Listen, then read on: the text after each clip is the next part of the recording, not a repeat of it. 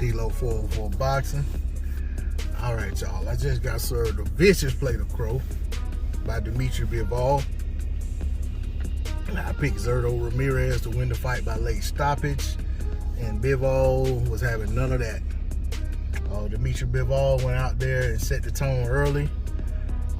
He met resistance with resistance, you know what I'm saying? He definitely wasn't there to allow Zurdo Ramirez to get comfortable. He wouldn't allow Zurdo Ramirez to get in the rhythm. You know, Bivol, it was a lot of back and forth in spells of the fight, but by and large, it was pretty much one side of the fair if you look at the whole fight in totality. Dmitry Bivol, his faster hands definitely played a huge part in the outcome of the fight. Zurdo Ramirez's size was negated by movements, by counter punching, you know what I'm saying, by ring intelligence, great footwork.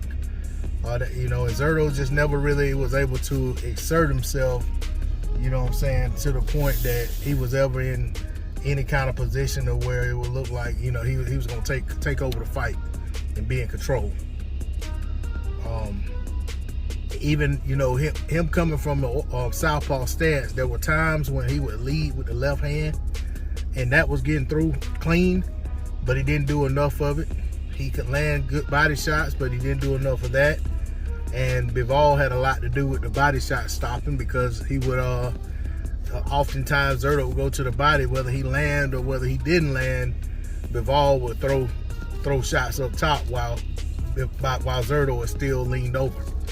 So I mean, to me, it was you know, something like a masterclass performance by Bivol. You know, he looked amazing in there.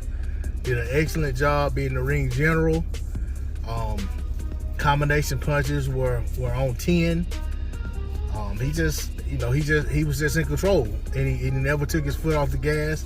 You know, there was some spots in there where he may get trapped along the ropes, but you know, when those times happened later in the fight, he had already beat all the steam out of Zurdo's punches.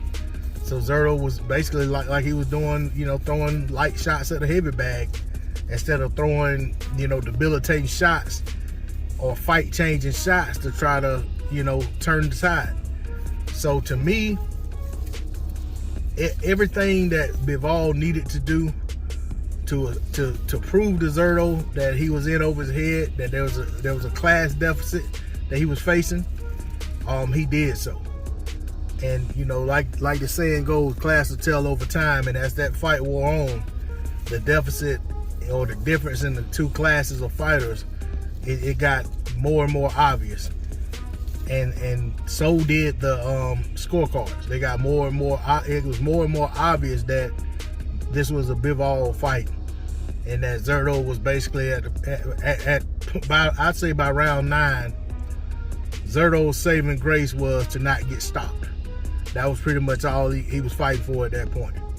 You know, I'm not saying he didn't keep trying, but I'm just saying that him at that point not getting stopped was the win for him. But that's all I got on it. D-Lo 404 Boxing. Like, share, comment, subscribe. I'm out. Peace.